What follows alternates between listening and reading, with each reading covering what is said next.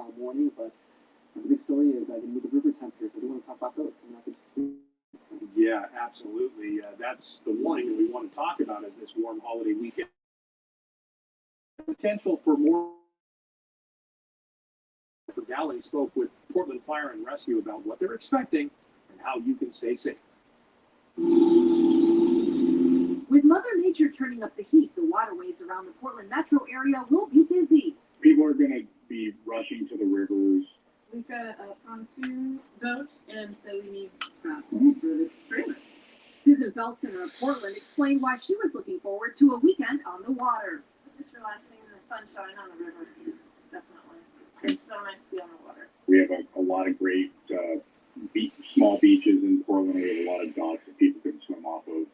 Tommy Schroeder with Portland Fire and Rescue says for safety's sake, it's important to know your limits.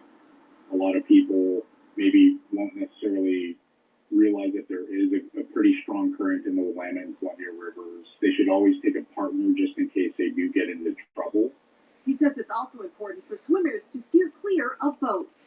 When you're swimming, try to avoid navigable waterways or staying out of the way of where boats will commonly be driving near public boat docks and ramps and such. And for boaters, Schroeder says it's important to remember that all boaters under the age of 13 in Oregon are required to wear a life preserver. And as a parent, you have to make sure the life jacket is appropriate for the activity and fits properly.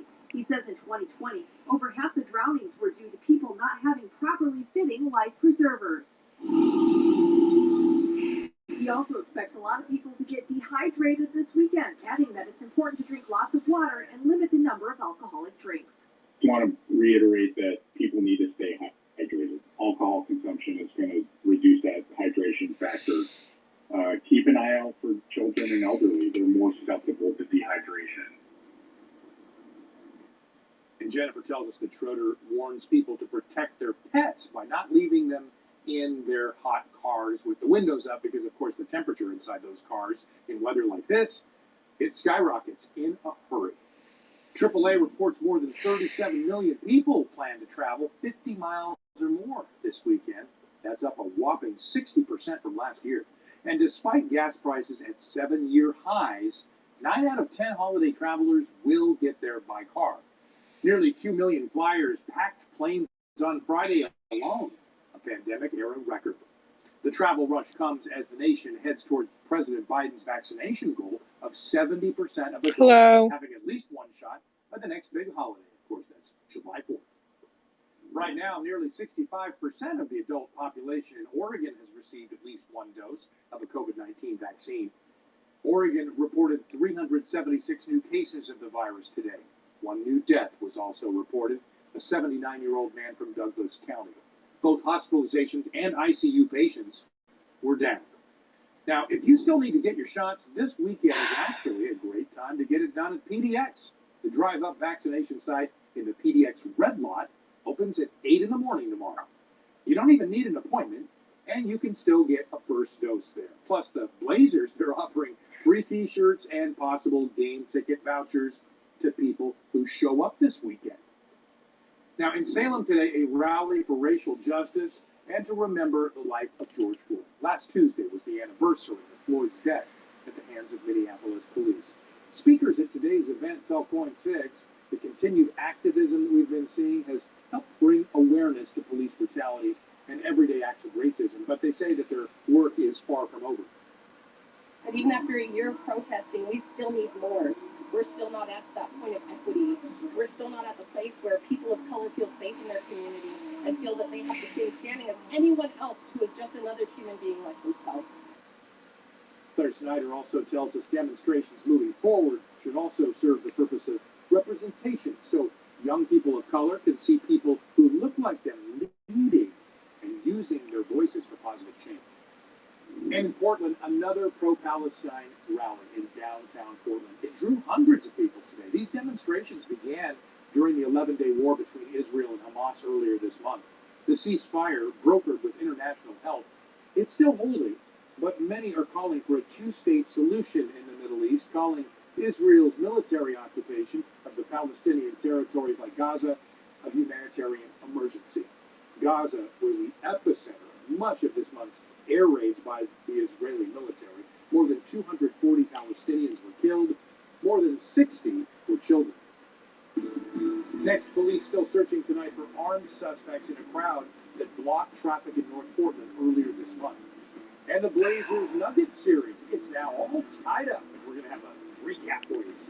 What about the rockets that were fired at Israel? They didn't mention that. Coin 6 is watching out for you, tracking mask guidelines.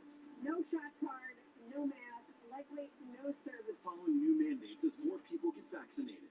The way homeless camps are cleaned up and removed isn't working. It's solving the homeless crisis. We got answers about Portland's new cleanup plan. This new guidance aims to speed things up. Plus, cracking down on crime. The bill proposed by Oregon lawmakers would cut down on these thefts. We talked to a shop owner who caught a catalytic converter theft on camera. Coin 6, on air, online, or on the go.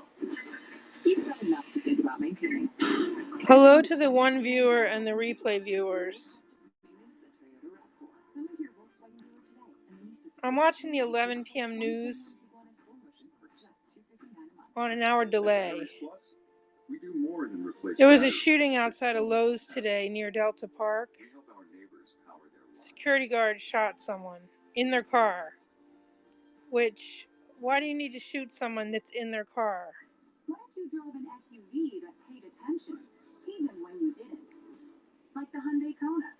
The first car in its class that monitors steering and lane. Why am I wearing a mask? Because I'm having trouble with my allergies. Distracted drivers. Driver attention warning from Hyundai. The brand with more 2020 IIHS Top 60 awards than Honda or Toyota. Get 0% APR for 60 months on the Kona. Woof Woof and Bear and Bo went to bed at 10 o'clock like they're supposed to. They don't get a 10:30 bedtime until the summer solstice. I even went to bed at 10 o'clock last night. I didn't go to sleep till 1, but I went to bed at 10. Now it's saying the reception is poor. Rates for your lifestyle, because we are Penco Insurance, defender of your Northwest. The moment I got the vaccine, I felt like All of Portland's is 65% for one shot or more for the vaccination. When it gets to 70, the governor's going to drop a lot of the restrictions.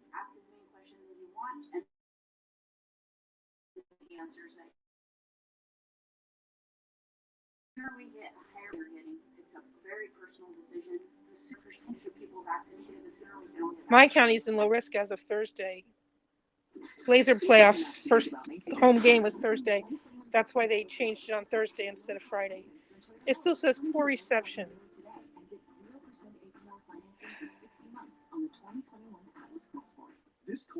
I already watched 2 episodes of The Real Housewives of Beverly Hills because nothing else was getting accomplished today. You're watching Coin 6 News with Wayne Haverly.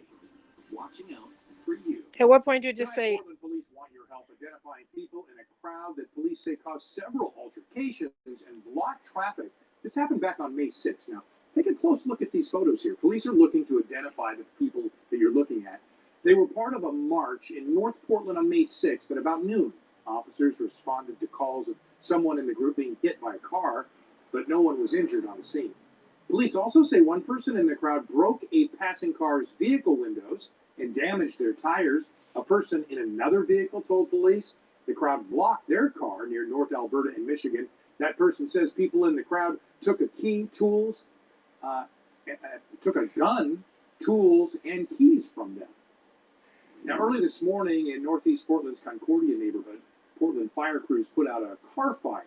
It was near 33rd and Holman. Witnesses say that they heard multiple explosions, and the BMW car was badly damaged by the fire. It had its lights on at the time. No injuries have been confirmed. We're still working to learn what caused that particular fire.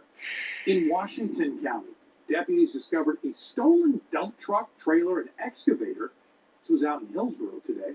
The equipment was reported stolen near Sherwood just a few hours before deputies found it all. Police say they arrested 3 people for aggravated theft, one of which was this man here, Ray Durand. In Washington County, 4 juveniles were arrested for stealing a car and carrying a modified gun. They took the car from the International School of Beaverton on Southwest Blanton Street. 15 minutes later, they crashed the car near Southwest Shaw and 178. Deputies found the 4 suspects nearby and arrested them all. One of the juveniles was carrying a BB gun that was altered to carry live bullets. All 4 face second-degree robbery charges. Police have identified a Hillsborough man as the one killed in a motorcycle accident on Highway 206 in Sherman County Friday. This was just before 3:30 near milepost 12. Investigators say 62-year-old Ricky Stocker was riding a Harley-Davidson eastbound when it went off the road and down an embankment. He died on scene.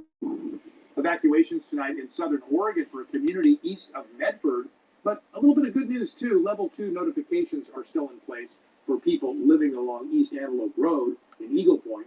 The fire nearby has now grown to 30 acres, but officials now tell us that crews have 95% of that fire live, so they're making good progress on that. But Joseph, still a little bit too early to be talking about wildfires, but with weather like this, I guess it's to be expected. It is. It's been warm, it's been dry, and it's been breezy. We have a lot of people out and about this weekend, so we definitely need to Jellyfish be clouds. careful. We had some wonderful photos today. I want to share this one with you. This is from Sherry out in King City, and this is a nice photo of these clouds. I mean, I've seen the most marvelous names for them. This is a type of a cirrus cloud, but I've seen jellyfish clouds. I've seen wispies. I had another said to me that they said looked like a ghost tree.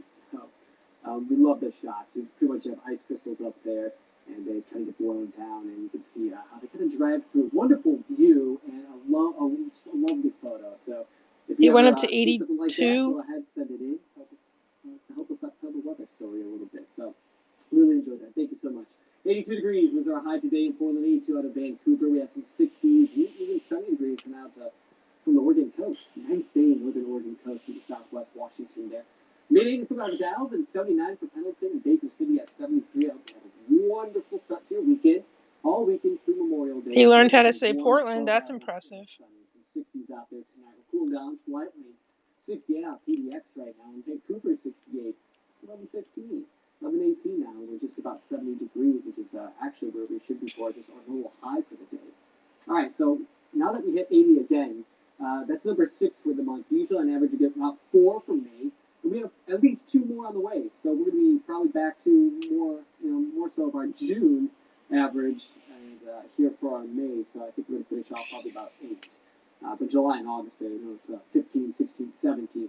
So for tomorrow, how was that 83? The record's 91. Monday, 84. Record's 93. So we're not going to get there. But Tuesday, I was at 91. So that would have been, a record for Sunday. This is actually the first day of June here.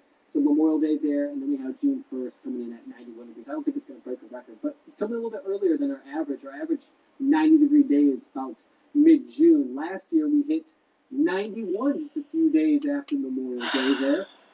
2019, we had 97. Our first 90-degree day in 2019 ended up being 97.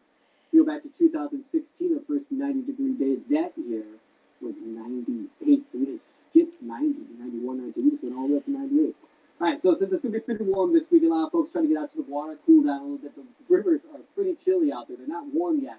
The warmest area is actually the Willamette here in Portland in the lower 60s.